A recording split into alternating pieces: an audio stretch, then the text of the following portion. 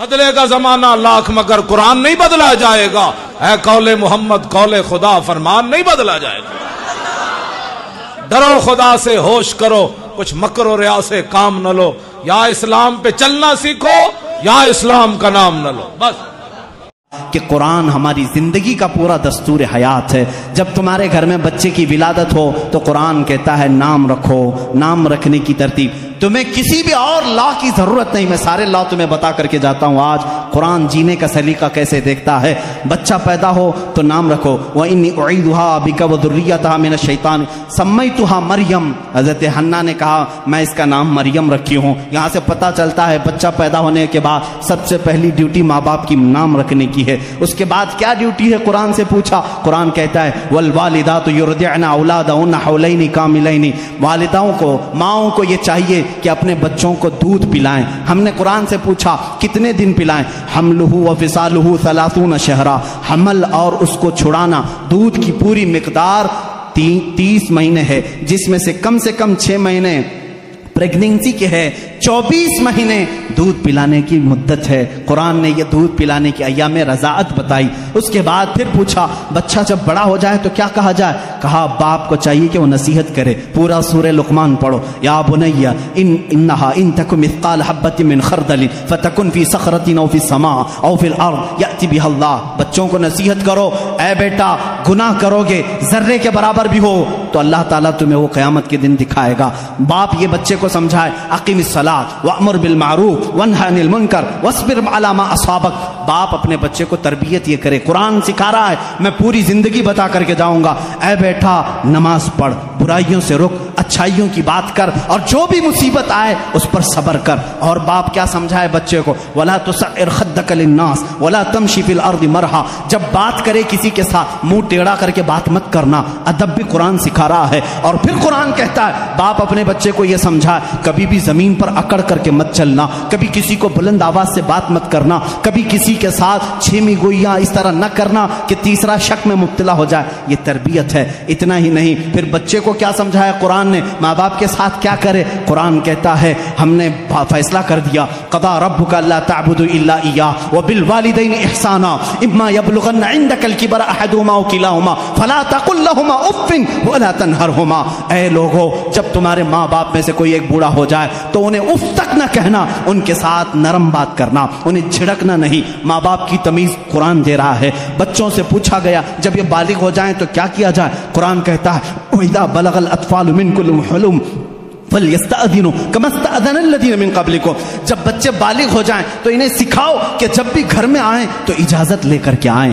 اجازت کے ساتھ آئیں. ماں باپ کے پاس بھی آئیں تو اجازت کے ساتھ آئیں. قرآن معاشرہ پورا بتا رہا ہے. کسی کے گھر جاؤ تو کیا کریں. اللہ تعالیٰ فرماتا ہے لا تدخلوا بیوتا غیر بیوتکم حتی تستأنسوا. اپنے علاوہ کسی گھر دوسرے گھر جا رہے ہو تو پہلے سلام کر لو. دروازہ کھٹکھٹاؤ اور اگر جواب نہ آئے وَإِن قِيلَ لَكُمُ ارْجِعُوا فَارْجِعُوا واپس ہو جاؤ.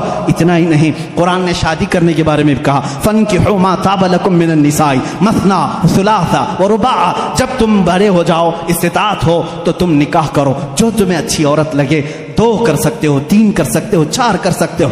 تمہارے لیے قرآن نے شادی کا نظام بتایا. اور اس کے بعد اللہ نے یہ نہیں فرمایا کہ کر کے چھوڑ دینا. قرآن یہ کہتا ہے ان یکونوا فقراء یغنیہم اللہ من فضلہ. تم نکاح کر کے لاؤ اگر تم فقیر ہو تو میں تمہیں غنی کر دوں گا.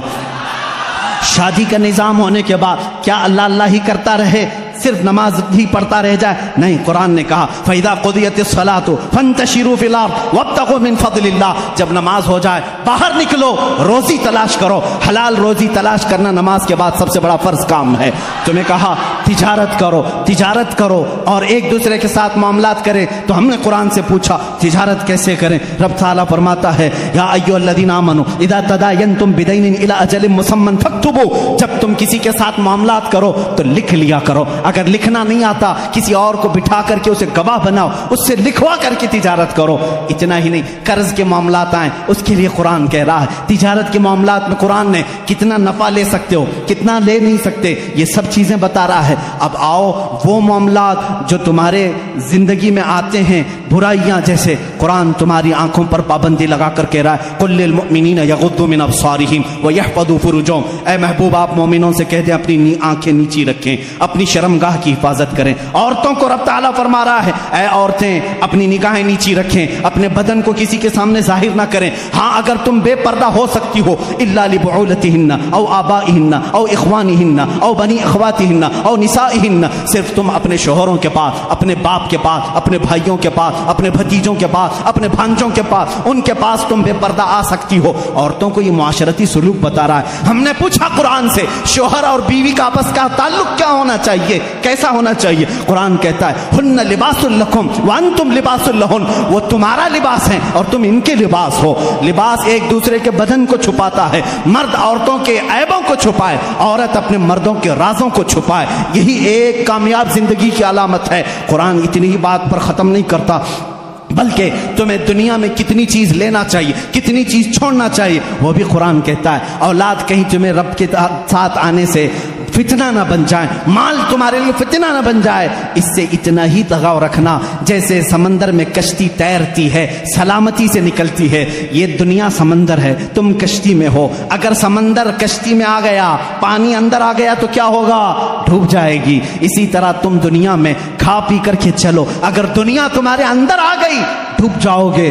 رب تعالیٰ نے یہ بھی تمہیں نظام بتایا، کتنا دنیا چھوڑ سکتے ہو، کتنا رہ سکتے ہو، یہ بھی نظام قرآن تمہیں بتاتا ہے۔ شادی کے بعد، اس کے بعد بڑھاپے کے معاملات کو بھی قرآن کہتا ہے وَمَن نُعَمِّرْهُ نُنَكِّسْهُ أَفَلَا تَعْقِلُونَ، جب کوئی بوڑھا ہو جاتا ہے ہم اس کو پرانی یادیں لے آتے ہیں، اس کا بچپنا لوٹا دیتے ہیں۔ بوڑھا بار بار بھول جاتا ہے، بوڑھے کو پکڑ کر کے پیشاب لے جانا پڑتا ہے، بوڑھے کو کھلانا پڑتا ہے جیسے بچوں کو کھلانا پڑتا ہے، بوڑھے کو اٹھانا پڑتا ہے جیسے بچوں کو، پوری چیز ریٹرن کر دی جاتی ہے بڑھاپے میں۔ یہ قرآن بچپن سے لے کر کے، پیدا ہونے سے لے کر کے موت تک کے حالات بتا رہا ہے۔ اتنا ہی نہیں بلکہ تمہاری وفات آ جائے اس کا تذکرہ بھی قرآن کہتا ہے۔ موت کیسے آتی ہے؟ ایسے کہ اگر تم دیکھو فرشتوں کو تو وہ پیشانیوں پر مارتے ہیں، پیٹھ پر مارتے ہیں، روح کو نکالتے ہیں، لیکن اچھے لوگوں کے ساتھ نہیں، کفار کے ساتھ۔ اور جب اچھے لوگوں کی موت آتی ہے میرا مولا فرماتا ہے میں پکار کر کہتا ہوں یا ایتھا النفس المطمئنہ ارجعی الی ربک راضیۃ مرضیہ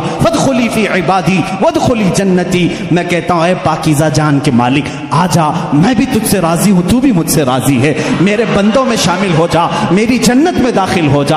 یہ موت تک کا تذکرہ ہو گیا۔ اور اس کے بعد جب قبروں پر دفن کراتے ہو وہاں بھی قرآن تمہارا ساتھ نہیں چھوڑتا بلکہ کہتا ہے الہاکم التکاثر حتی زرتم المقابر، اے لوگو تمہیں دنیا کہیں غافل نہ کر دے، تم جاؤ قبروں کی زیارت کرو، دیکھا کرو، وہ آج بڑی طاقت کے باوجود بھی بے حس لیٹے ہوئے ہیں، تمہیں قبروں کی زیارت تک کی بات بتا رہا ہے۔